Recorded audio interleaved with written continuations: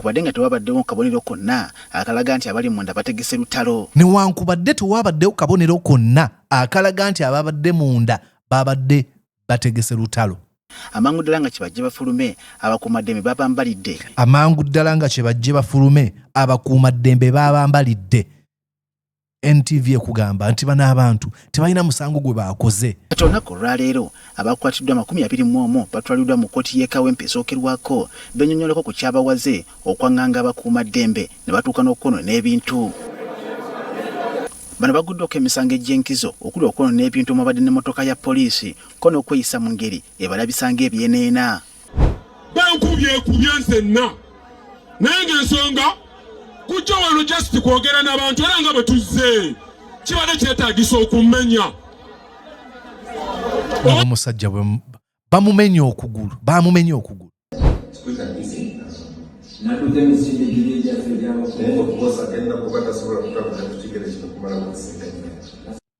Tagenda kusobola kutambula ku kigere ekyokumala weeks nga nnya. You're watching Mordecai Marissa Political Commentary. Please consider subscribing to help grow Uganda's Voices of Struggle ecosystem. Thank you. Very glad to be here on Mordecai Marissa TV. And yes, indeed, ogamba otya okansubira nti oli bulungi nze Mordecai Marissa. Yonna gy'osinzira okubeera ng'ogoberera nkwebaza ne nkugamba nti weebali nnyo weebalire ddala. It is yet another wonderful time to have a conversation. Weebale yonna gy'osinzira. I do really appreciate. I can see the subscription is multiplying every day and I cannot say anything but thank you so much. So go on and subscribe to my YouTube channel. We are almost hitting 20,000 subscribers. I think this month, not even this month, in a few weeks from now. So please go on and subscribe nkwebaza. Naawe angobera ku mikutu emirala era nkusiima. Well, olwayo tuzeemu ati twongere okutaganjula ensonga naddala ebigenda mu maaso mu nnyaffe Uganda. Omulembe gwamusibira mu bbwa Mwami Museveni nga guggwa. Gwatandika na kuyiwa musaayi gugenda guyiwa musaayi. Bino byonna tebinneewunyisa. It's usually like this. Bagamba akakyama amamera. Okagolola kamenyeka bumenyesi. Katukyasooka kumugolola. Tugezaako okumugolola menyeka. Bw'atyo nga bwe yajja mu bumenyefu ng'akozesa okulimbirira bakadde baffe. N'amaliriza nga abasobodde okubeera nga abalimba. Yajja nga yeenoonyeza bibye. N'okutuusa olwaleero alina bakyazannyira ku mutwe bagamba nti ye alina ebintu by'ayagaliza Uganda. Bw'akyusiza Uganda. Abamu bagamba n'okugamba bw'avaako tuyinza okudda mu ntalo. Ntera okubuuza abantu bwe batyo nti entalo z'oyogerako zimanyi nti entalo nga ziriwa ng'oluto olw'ekinaana. Ne mugamba ani yalutandika. Ezo entalo z'otya okubeera nga tuddamu ani yazitandika? Teyali yennyini oluvannyuma lw'ebyava mu kalulu k'ekinaana okugaana. N'agamba nedda katandika okutugumbula bannansi.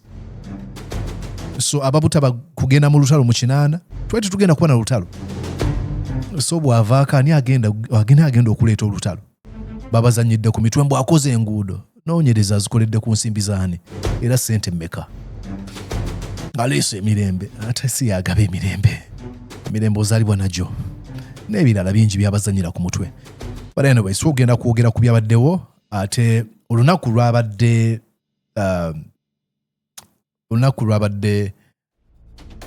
lwa balaza. Absolutely ndoza balaza, yes. Ebyabaddewo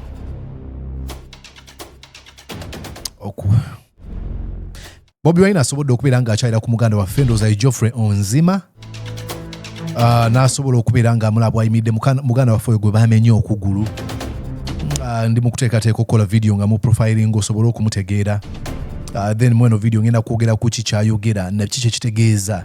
Wala abantu manyi Kafero yagamba mu luyimba olumu yagamba nti abaalemwa bageya abategana.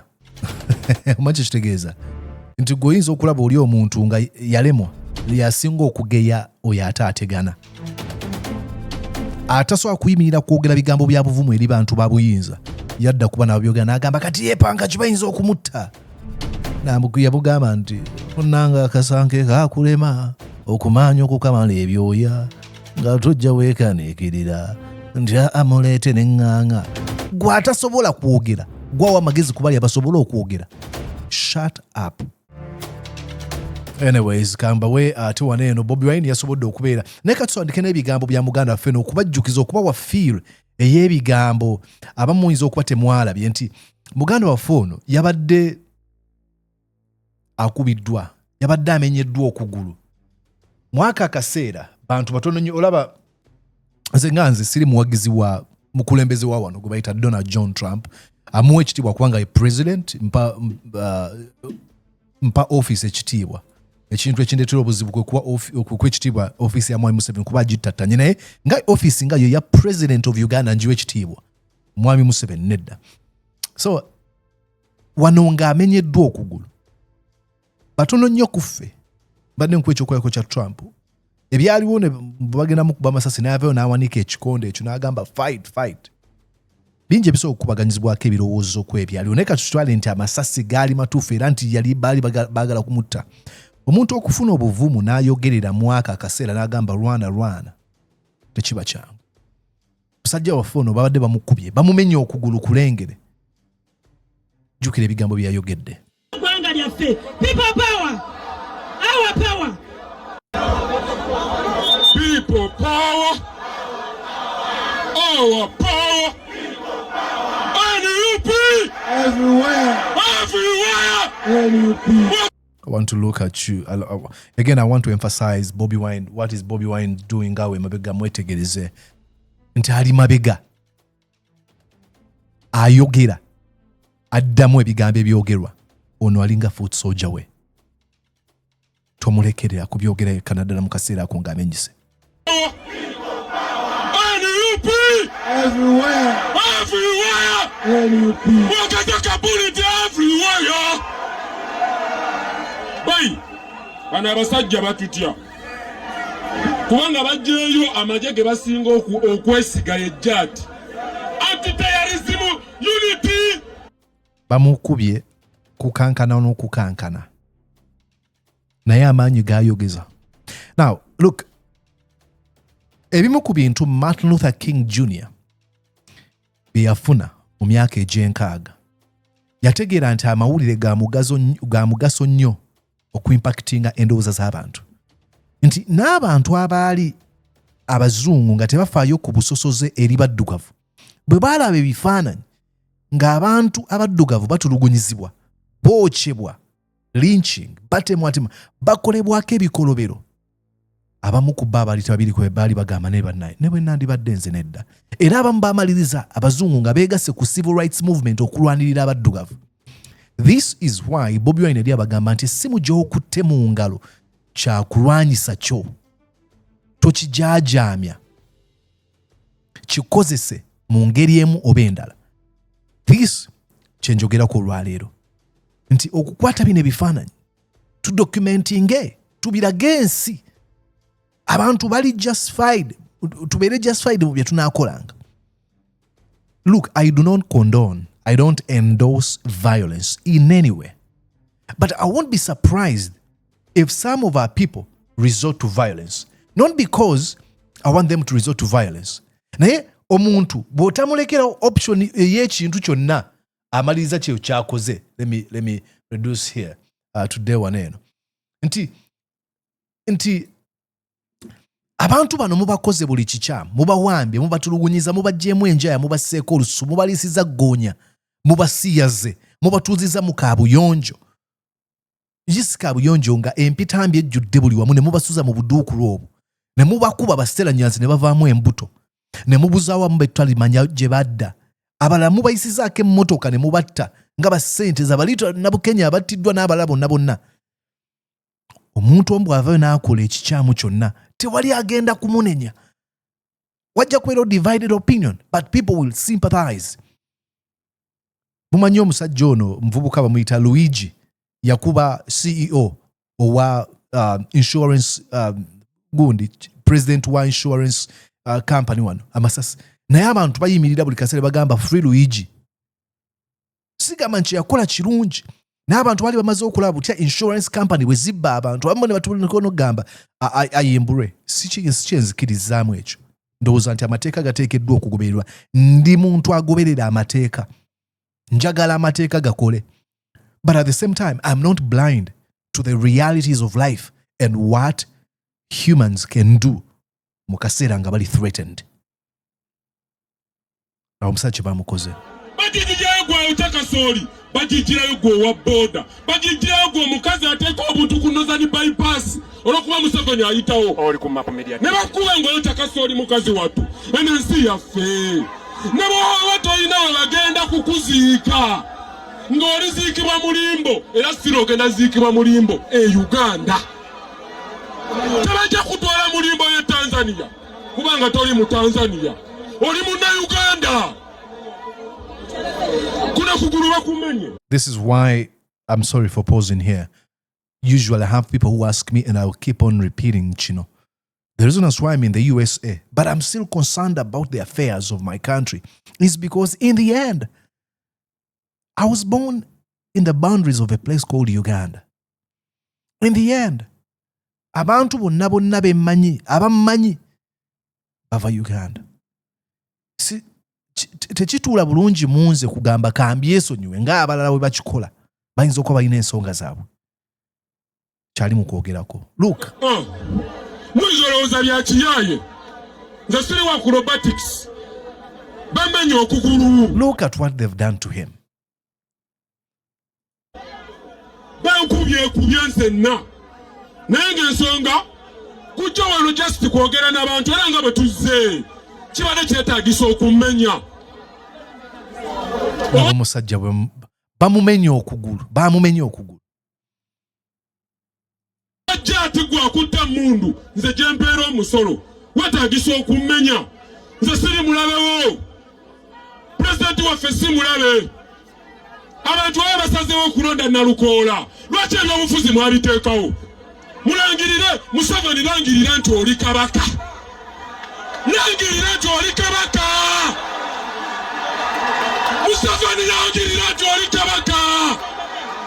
Nawe oba omanyi nti oli wa byobufuzi leka ebyobufuzi bitambule era biramule. Lwaki oyagala otulamulira? Tamudduka. I love that. I don't know how I can explain this, but I love that. Like I mentioned mu video gye nakoze oyinza okuba twagira bejja kudda ku YouTube ogirabe. Ono omusajja singa bagamba nti bakuba abantu tasobola kudduka. Kubanga nga bw'omulaba awaniriddwa edi mutwe. Ne poliisi ejja etandika okukola effujjo. Ye nnyini yakugamba temudduka. That is courage. That is boldness, like I said. That is a thing to inspire. Ekyo kyetwetaaga. I can guarantee you osobola okutambula obulamu bwo bwonna ng'ekyo tonnakirabako nga tulikirabako. That scene nyinza okusaba oddemu ondageyo endala bwetyo. Nyinza okuwangala obulamu bwonna nga tuzeemu kulaba scene bwetyo. A man who can barely walk. A man who has been brutalized, who is undergoing immense pain at that particular moment. Police ejja etandika okukola effujjo omuli okuba abantu okuba amasasi n'agamba temudduka tusigalewo. And you would think nti yandibadde ate omuzindalo mu kaseera ako n'agamba guuni nzijaawo naye agamba temudduka come what may. Wow. Temudduka. People power. Wow. Our power. NUP. Bana abasajja batuja temudduka. Wow. People power. You realize he cannot walk. Wuyo bamuwaniridde buwanirizi naye yagamba temudduka. Kati ng'ogwa ku muntu eyalemwa okumaanya akasanke yayagala okuwa amagezi kono. Muleke yeebage bajja mukuba. Please. Twala obutiitiizi bweri. Watagala kukubwa genda. Tetukwetaaga. I think I was on I had a conversation on TikTok, nabade live. Ne wajja omuntu wa Muhozi. Ne mugamba, please. There are some platforms for Muhozi people. Why do you come on my platform? The moment you organize meeting, yinaka kofi aka people power. Sikuliko. Go and engage yourselves. Never naba wagire ndowooza yemu. Ono Bobi Wine gwe yakyalidde. But look at the face of Bobi Wine. Chichawulira. These people do not have respect. They despise us. Batunyoma. Ntibamala otulugunya ne bawamba ne batta abamu ku bannaffe. Ate naffe ne bajja tugamba tugenda bakuba. This is a ticking bomb, like I mentioned in the previous video. Mwongere okunyigiriza abantu. Anyways, Bobi Wine yasobodde okubeera nga amukyalira. I'll play you.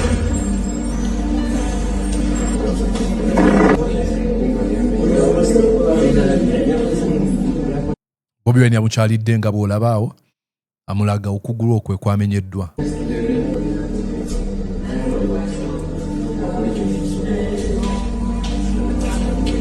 Bobi Wine mentioned something here. Let's try to go back and listen. No.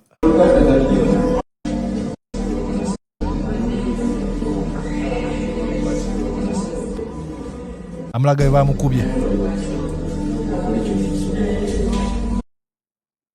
Bakole kyonna ekisoboka okukola ki?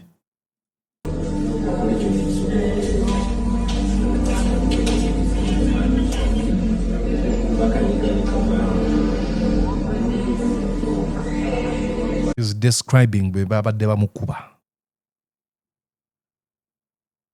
This is brutality. Unfathomable. Bomutwe.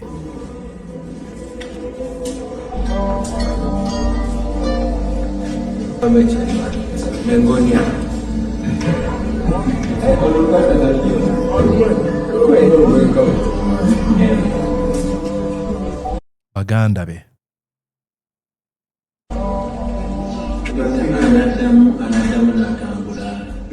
Bobi Wine is concerned about his life. Anaddamu n'atambula. That's the question.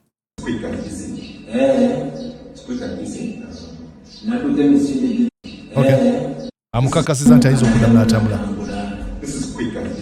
Namugamba, this is quick and easy. Changu. It's funny. Changu ate changu.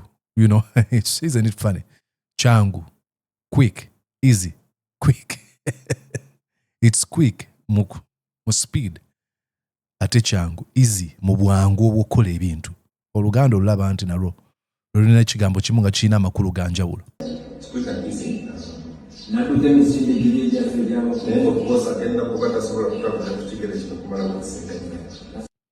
Tagenda kusobola kutambula ku kigere ekyo okumala weeks nga 4. Now, look, I wrote my book here. And I'm going to tell you why I'm telling you about this book. Please go in and buy this book. It's titled The Odyssey of the Optimist. Kiri ku Amazon. Boba tosobola soteekamu erinnya lyange Mordecai Mulisa. N'ofuna ekitabo ekyo. So, it's called The Odyssey of the Optimist. Omuntu ow'endowooza akkiriza nti ebintu bigenda kubeera bulungi.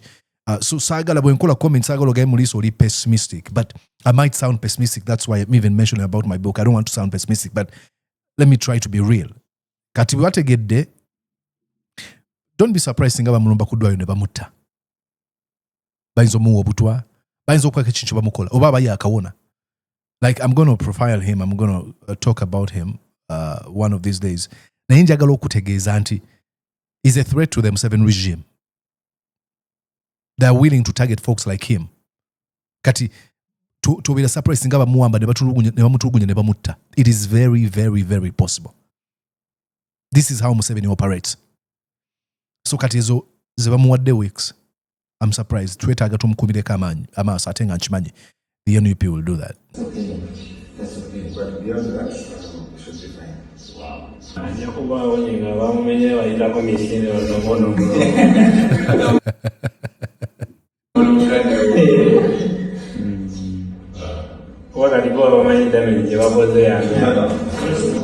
And you know that's what they do because there's been a number of people who have been documented bebasse kati baagala bakwata babeeko damage bakolako nga yantiisa obanga tosobola kuddamu kutambula kati nganze bwe bankwata bampa butwa obuyinza obutanzita n'obutta eddoboozi lyange mbanga sobola kwogera nga kye bakola era omusajja gwenda profiling omulala Hussein Chanjo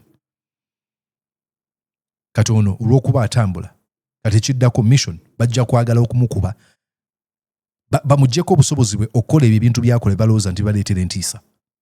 Because I was so concerned, my mind was like, I need them to tambula. Era nga banyini gwalidde mu ntambula kizotwala mu mwaka or something like that. Kasita omupapa kalongoseddwa abajja kutambula. Muzibu kumuyunga. The arm was really out. Look at that.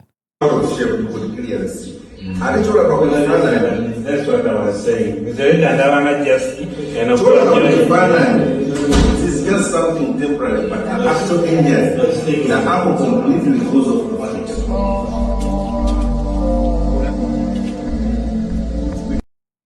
So glad that Bobi Wine did this, you know. It's really, really, really heartbreaking. It's extremely heartbreaking. Nebyo byonna Museveni abikola with one sole mission. One, to silence folks abalina obuvumu okwogera, then okuteekawo entiisa eri abantu abalala balowooza nti basobola okubeera nga bateekawo entiisa ku bikolwa bye eby'obutujju oba okuyimiriza obukulembeze bwe. It is very, very unfortunate.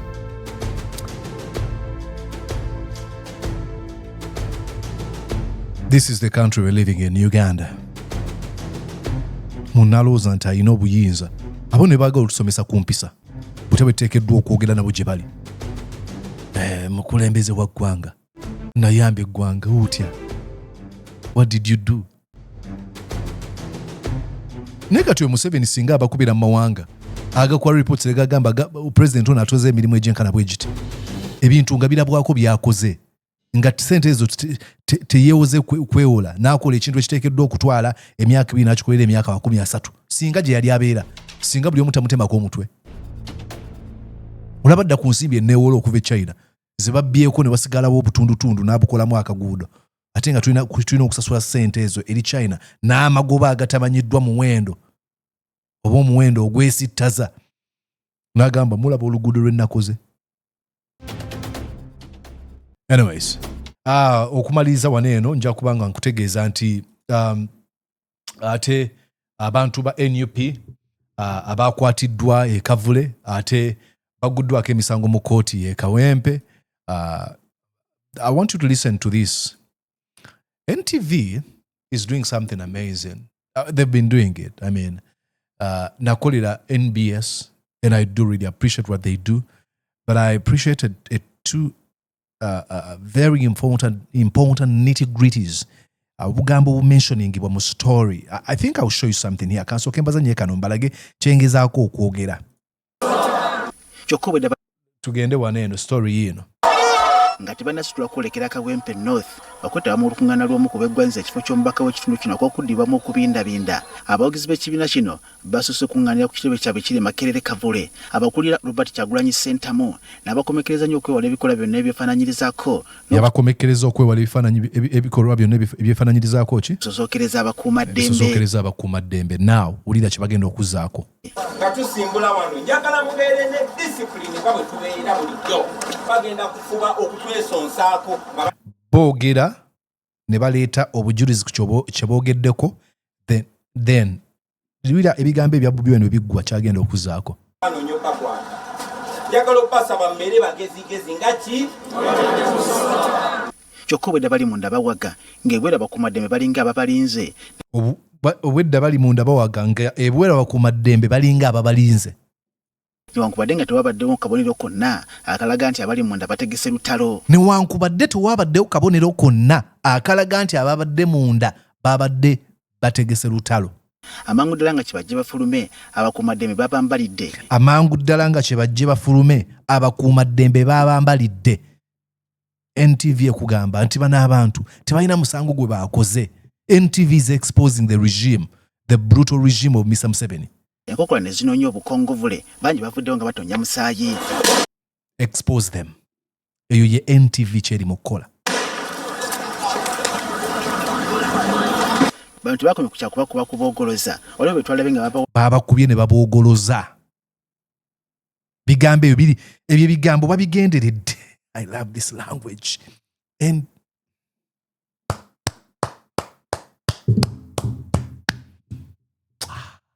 That's a chef's kiss reporting. Wala okwateka mmotoka zaabwe zakazibwako ekika kya drone ne bebatwala mu bifo ebitategerekese. Mu bakwatiddwa kwe kwabadde omubaka Derrick Nyeko ne Muwada Nkunyingi bakansala nga kugasina abayogizi. Look at that. Ekibiina abalala. Kati olunaku olwaleero abakwatiddwa 21 batwaliddwa mu kkooti y'e Kawempe esookerwako bennyonnyoleko ku kyabawaze okwaŋŋanga abakuuma ddembe ne batuuka n'okukoona ebintu. Bano baguddeko emisango egy'enkizo okuli okwonoona ebintu omwabadde n'emmotoka ya poliisi ko n'okweyisa mu ngeri ebalabisanga ebyeneena. Emisango gyonna bagyegaanye nga bayita mu munnamateeka waabwe Members Lubega Sseggona Pat n'asaba abantu be bakkirizibwa okweyimirirwa. In such a serious matter or allegation, an affidavit should have been placed before court, or at least a copy of the bond signed by the accused person. Kyokka kino munnamateeka wa gavumenti akigaanye ng'agamba nti kyetaaga akadde okwetegereza emisango gino kale ng'ayagala baweerezebwe ku mmeere bagire nga bawangaalirako eyo. Munnamateeka w'abawawaabirwa akalambidde ng'agamba nti abantu bawolereza abasinga ku bo bakubiddwa nnyo nga bakwatibwa kale nga beetaaga bakkirizibwe okugenda amalwaliro ageetaagisa. Ab'otunuulira kkooti yayo engeri gy'etambuddemu olaba nga abaana baffe bazze bali mu kulumizibwa okw'amaanyi abasinga bwakubwa n'emigongo gyamenyeka tebasobola na kutuula. Omu omuwala bamukubye emabega eno yenna mu mugongo kwegamba olaba nga amaanyi ge bakozeseza gabadde mangi okusingako oba oli awo ge bandikozeseza. It reminds us of the past, of the ugly past of our country, and like we have always done on every occasion, is to remind members of the armed forces that there has been a point in the history of our country where people looked for where to hide their uniforms and they could not find it. I love Benjamin Katana. I think he's an eloquent speaker, very smart. He's very deliberate with every single word. Kyafulumya mu kamwa wake. He's so good at communication. Like nyumirwa nnyo okumuwulira ng'ayogera kubanga engeri gy'asenkamu ebigambo bye. Abagambye nti mujjukire mu abakuumaddembe nti waliwo akaseera abasirikale lwe baanoonya bakweka yunifoomu zaabwe. Ku mpewo nga munnamateeka kyafuba okulaba nga bano beeyimirirwa. Nga bwe bagambye nti bwe bajjidde ku mpewo nga balwana okulaba nga beeyimirirwa baleeteddwa kiro mu kkooti gye twategeeredde nti tekyasobose. Members Lubega Sseggona wuuno wano ng'ayogera bazziddwayo kiro ne basindikibwa ku meere.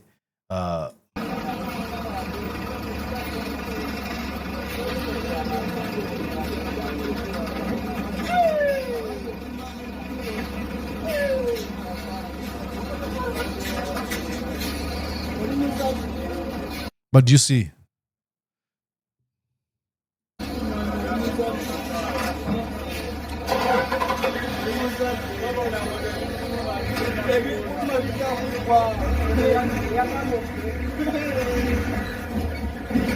Mutumbi. Kuliko n'ababaka ba Parliament. Ebyo Museveni tabiwa kitiibwa ebyo. The state needs to peruse their documents and ensure they are authentic for them to be able to respond to the bail application. Regrettable, of course, because it is the state that presented them late. They have had Ensonga gye beekwasizza mbu obudde bwakyo tosobola kubakkiriza kweyimirirwa. Nenge babalese ekiro obudde bubaddewo. They had the option of bringing them in the morning. Exactly. They had the option of acting very fast. Of course, Honorable Nyeko was separately charged on a traffic offense. Strangely. And because he was alone on the file, I think it did not present the same difficulty for the court to go through the documentation. We still look forward to having our colleagues out on Friday and hope that the court will find pleasure in granting them bail. We have also requested that the abductors and torturers be investigated and brought to book. We intend to conduct criminal prosecution against those rogue officers of the Joint Anti-Terrorism Task Force. So it is just the beginning, it's not the end. Yeah. Nebatwalibwa ekiro. I mean, I think I saw this funny guy talking, and this is where NBS doesn't actually ask these people. I want you to listen to this guy, Luke Oesijire, speaking. Confirm that two persons showed signs that they were... We can confirm that two persons showed signs that they were in pain. That they were in pain. Nkyokakasa nti abantu babiri baalaze obubonero nti babadde mu bulumi n'agenda maaso. While at Wandegea police station. Nga bali ku Wandegea police station. And one of them who actually showed us a little bit more signs that he was in pain. Omu ku bo n'alaga nti ali mu bulumi bw'amaanyi nnyo. Has failed to record a statement with us. Era teyasobodde na kuwandiika statement kubanga obulumi bwabadde mu bw'amaanyi nnyo. And for that reason we have not arraigned him in courts of law today. Era tetumuleese mu kkooti olwaleero. And another.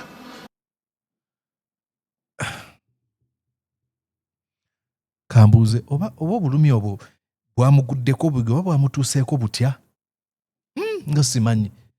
Obulumi ali mu kkomera n'awulira obulumi ali mu police station naye afa obulumi tasaana kuyimirira tasaana tetwasobola kumuggyako. Naye buuza oba kyabadde ki? Like, why not explain that? Why not ask him? Yesterday, those who were dressed in UPDF uniforms, in military police, JAT, there was counterterrorism, there was a field force unit, all these different security organizations, if you go by their uniforms. And many of them were even putting on plain clothes, like we saw those who raided these headquarters and all that. So I want to condemn all these in the strongest terms possible. The violence that is being meted out on us, and especially the double standards. As we speak, we've just written to the Electoral Commission, asking them for a meeting about these things. Because how can it be that the NRM candidate is moving around, without incident? They are holding processions, having trailers on the roads and all that. And for us, NUP, they say that the reason why they are raining terror on us is because they're doing processions. It doesn't make any sense. But does it have to make any sense with the regime of Mr. Museveni? Absolutely not. They don't care about the rightful way or the legal ways. They don't have any respect for the rule of law. So it doesn't have to really make sense for them. It is very, very unfortunate. It's very sad, to say the least. Oh my God. There your story oralero. Oba stories oralero. Mboira cholooza ku bino byonna. Subscribe ku mukutu guno. Twagala okweza abantu emitwalo 2 omwezi guno. Nga tegunaba kuggwako. Sina mwezi guno ndowooza mu weeks nga 2 naye sobola okukikola. Eno week leero lwakumeka? Lwakusatu.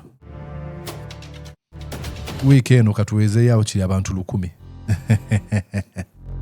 My name is Mordecai Mulisa, nkwagaliza okubeera obulungi. Weeraba. Did you enjoy what you just watched? I'm going to guess that you did. How about you consider subscribing to Mordecai Marissa YouTube channel? Thank you.